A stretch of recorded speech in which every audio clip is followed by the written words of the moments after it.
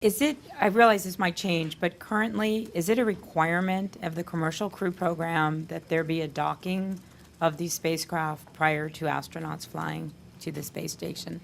Yeah, we don't have any requirement to do that. What we both Boeing and SpaceX proposed a mission to do an uncrewed test flight that demonstrated the docking. So I would not say that's a requirement. It's something that is nice to have, but I wouldn't say it's a requirement.